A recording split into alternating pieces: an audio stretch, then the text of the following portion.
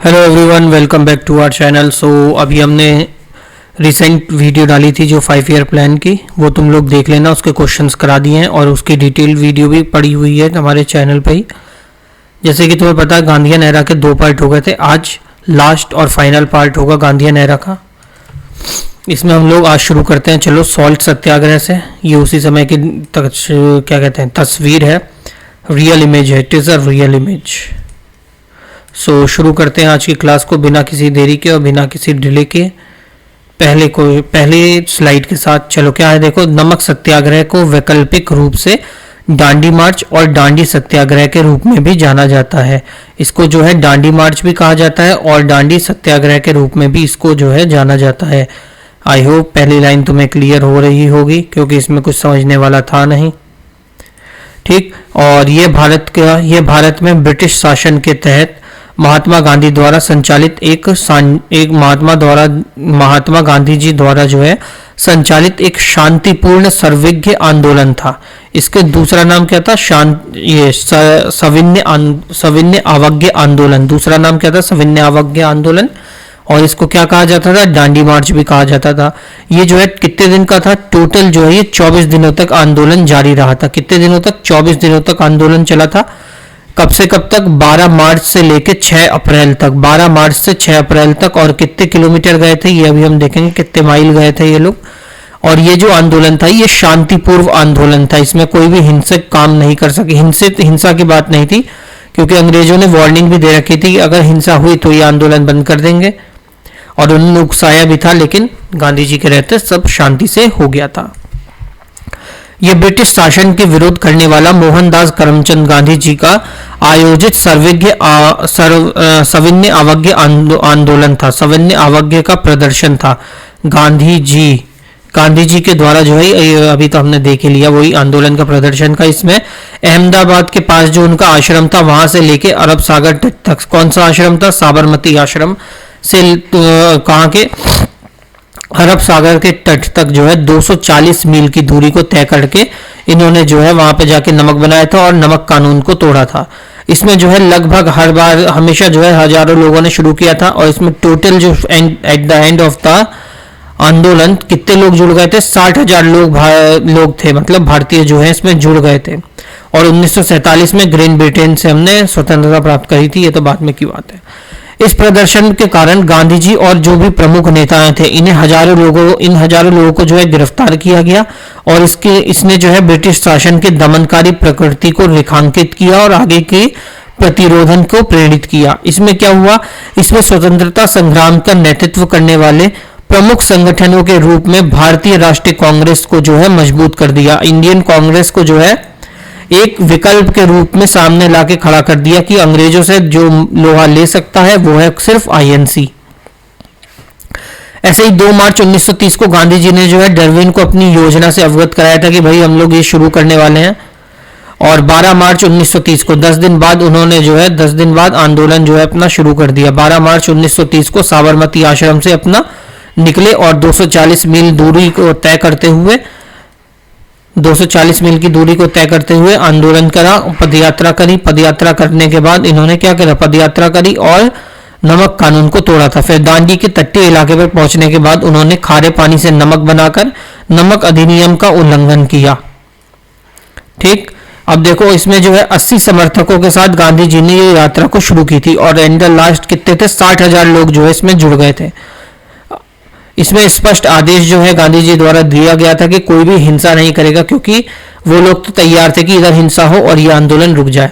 इसी महत्वपूर्ण घटना और अनुभव के लिए जो है साबरमती आश्रम से अहमदाबाद मार्ग में भारी संख्या में लोग उमड़े थे। और गांधी जी ने प्रत्येक दिन के अंत में बड़ी संख्या में लोगों को संबोधन किया, लोगों से बातचीत वगैरह करते थे। लास्ट जब पहले एक दिन पूरा चल के एक डेस्टिनेशन में पहुंच के वहां लोगों से मिलना, उनसे बात करना, उनकी प्रशंसा वगैरह ये सब काम हुआ करता था। इसके बाद यात्रा के दौरान गांधी जी ने अंतर्राष्ट्रीय पत्रिका से बात करी और उनके अखबारों के लिए कॉलम भी लिखा और इस मुद्दे को जो है इंटरनेशनल लेवल पर ले जाके खड़ा कर दिया, जिसके परिणाम स्वरूप क्या हुआ? भारतीय स्वतंत्रता अभियान जो था ये सुर्खियों में आ गया और पश्चिम में गांधी जी का एक आम व्यक्ति बन गए थे। उनकी यात्रा में जो है सरोजिनी नायडू जो थी उन्होंने भी पार्टिसिपेट किया था उनकी यात्रा के अंदर, इसी दांडी मार्च में। दिन ब दिन अतिरिक्त लोग उनके साथ जुड़ते गए, जबकि 5 अप्रैल 1930 को दांडी नहीं पहुंचे, जिसमें जो है लगभग 50,000 लोग जो है उसमें शामिल हुए थे। और वो 6 अप्रैल 1930 की सुबह को नमक बनाकर नमक लॉ को उन्होंने तोड़ दिया। अब इसके बाद क्या हुआ, नमक सत्याग्रह के बाद की स्थिति। नमक मार्च ने भारतीय स्वतंत्रता के लिए समर्थन जुटाव में मदद की। इस मार्च को भारत और अंतर्राष्ट्रीय स्तर पर मीडिया में व्यापक रूप से प्रचारित किया गया और बताया गया कि देख लो ये जो ब्रिटिशर्स हैं कितने क्रूर और कितना अन्याय करने वाले हैं। इसे जो है इंटरनेशनल लेवल का जो है इंटरनेशनल लेवल का इसको मुद्दा बनाया गया। नमक मार्च भारत में ब्रिटिश प्रतिष्ठा के लिए एक बड़ा झटका था और ब्रिटिश सरकार को गांधी को रियासत देने वाले मजदूर ब्रिटिश सरकार को गांधी को रियासतें देने के लिए मजबूर होना पड़ा।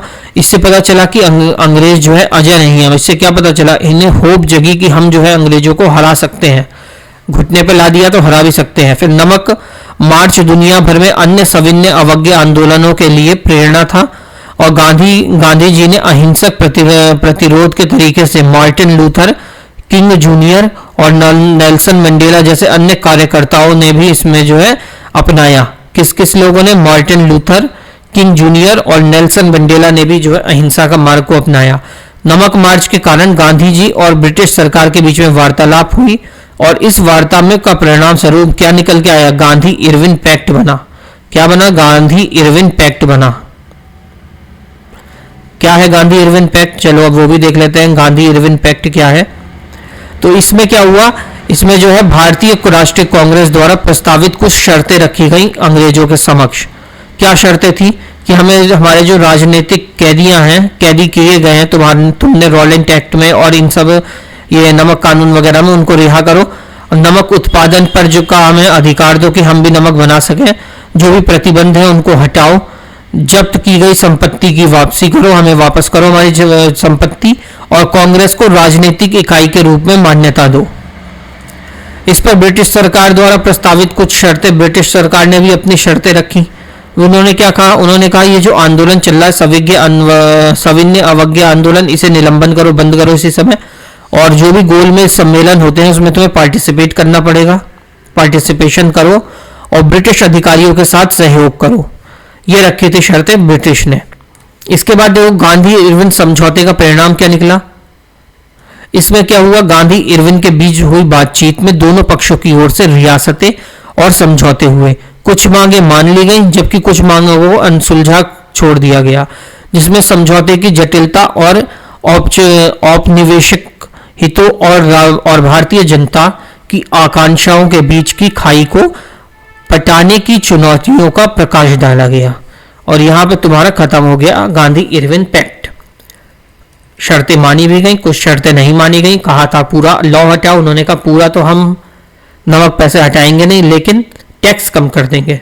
अब आती है राउंड टेबल्स, देख लो कब कब हुई थी। फर्स्ट राउंड टेबल हुई थी नवंबर 1930 से जनवरी 1931। सेकंड हुई थी सितंबर 1931 से दिसंबर 1931 और तीसरी राउंड टेबल हुई थी, थर्ड राउंड टेबल हुई थी नवंबर 1932 से दिसंबर 1932। ये 3 गोल मेज सम्मेलन हुए थे, जिसमें तीनों में पार्टिसिपेट किसने किया था, बी आर अम्बेडकर और तेज बहादुर सिंह। बी आर अम्बेडकर और तेज बहादुर सिंह ने तीनों में पार्टिसिपेट किया था और गांधी जी ने सिर्फ सेकंड वाले में। प्रथम गोल मेज सम्मेलन का आधिकारिक उद्घाटन कब हुआ था, 12 नवंबर 1930 को। किसने किया था, किंग जॉर्ज पंचम द्वारा लंदन के Royal Gallery House of Lords में किया गया था। इसकी अध्यक्षता किसने करी थी, वहां के प्रधानमंत्री रामसे मैकडोनाल्ड ने। महात्मा गांधी ने किसने लिया था, सेकंड वाले में पार्टिसिपेट किया था, अभी मैंने बताया ही था इसमें।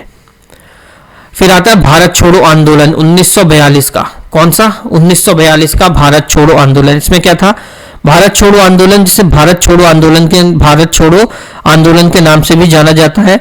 भारत छोड़ो आंदोलन महात्मा गांधी द्वारा अखिल भारतीय कांग्रेस समिति के बॉम्बे अधिवेशन में 9 अगस्त 1942 को शुरू किया और यह एक आंदोलन था।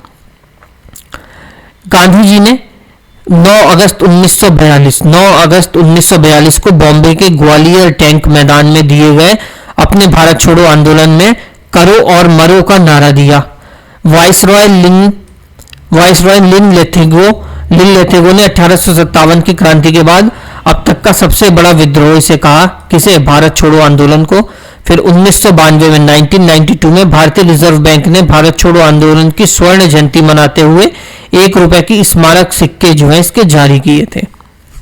मौलाना Abul Kalam Azad, president of Congress at the time of quit India movement, जब भारत छोड़ो आंदोलन हो रहा था तो मौलाना अबुल कलाम आजाद जो थे ये कांग्रेस के जो है प्रेसिडेंट थे। किसके? कांग्रेस जो सेशन होता था कांग्रेस के अध्यक्ष थे उस समय। और ये विंस्टन चर्चिल जो था ये जो है प्रेसिडेंट प्राइम मिनिस्टर था इंग्लैंड का जब क्विट इंडिया मूवमेंट हमारा चल रहा था। ऐसे ही लुइस फिशर क्या था? ये जो लुइस फिशर जो है अमेरिकन जर्नलिस्ट था जिसने सपोर्ट किया था महात्मा गांधी जी का क्विट इंडिया मूवमेंट में। किसने? लुइस फिशर ने। इसके बाद महात्मा गांधी जी को अरेस्ट किया गया और इम्प्रिजन किया गया था एट आगा खान पैलेस पुणे में। ड्यूरिंग क्विट इंडिया मूवमेंट के समय उनको जो है जेल भी भेजा गया था। कहां पे? आगा खान पैलेस के अंदर। फिर आता है तुम्हारा क्रिप्स मिशन। क्या आता है? Cripps mission 1942। इस मिशन में क्या था? इस मिशन में ब्रिटिश सरकार द्वारा द्वितीय विश्व युद्ध में अपने प्रयासों के लिए भारतीय सहयोग और समर्थन प्राप्त करने का एक असफल प्रयास था जिसे गांधी जी ने सफल करा था। इस मिशन का नेतृत्व वरिष्ठ मंत्री स्टैफोर्ड क्रिप्स ने किया था और भारतीय स्वतंत्रता अधिनियम 1947 में यूनाइटेड किंगडम के संसद की एक कार्यवाही जिसे ब्रिटिश भारत को भारत और पाकिस्तान के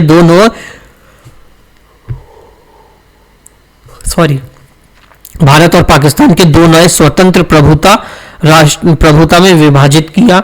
फिर भारतीय राष्ट्रीय कांग्रेस, मुस्लिम लीग और सिख समुदाय के विधायकों, प्रतिनिधियों और लॉर्ड माउंटबेटन के साथ समझौता हुआ और 3 जुलाई को योजना या माउंटबेटन योजना के रूप में भी जाना जाता है। 3 जुलाई को जो है माउंटबेटन योजना या फिर योजना के रूप में भी इसको जाना जाता है। यह योजना जो है स्वतंत्रता की अंतिम योजना थी। इसके बाद हमें आजादी मिल गई। 3 जून 1947 को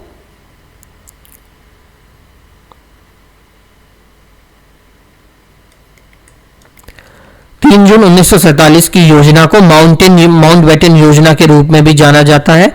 और क्लेमेंट एटली ने 1947 में यूनाइटेड किंगडम के जो है प्रधानमंत्री बन जाता है। कौन? क्लेमेंट एटली। इसके बाद जब हम आजाद होते हैं तो हमारे पहले प्रधानमंत्री कौन बनते हैं? जवाहरलाल नेहरू। और पहले जो है रक्षा मंत्री कौन बनते हैं? सरदार पटेल। ऐसे ही ये जो था माउंटबेटन, लॉर्ड तो नहीं कहूंगा, माउंटबेटन जो था ये जो है पहला गवर्नर जनरल बनता है इंडिपेंडेंट इंडिया, आजाद भारत का पहला गवर्नर जनरल कौन बनता है? माउंटबेटन बनता है। और जिन्ना ने अपना नया देश बनाया था जो कि गवर्नर जनरल बनता है पाकिस्तान का। और लियाकत अली खान बन जाते हैं वहां के प्राइम मिनिस्टर पाकिस्तान के। यहाँ पर तुम्हारी क्लास खत्म होती है। Efforts in the bridge between hopes and success, जो भी एफर्ट्स हम लोग मार रहे हैं वो एक ब्रिज की तरह है।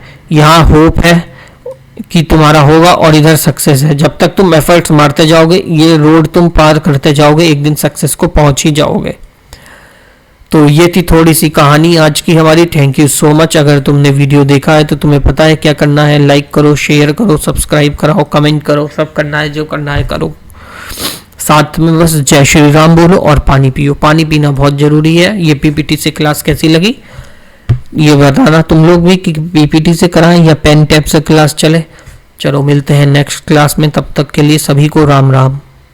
लाइक करो, कमेंट करो, फॉलो करो, सब्सक्राइब भी करो।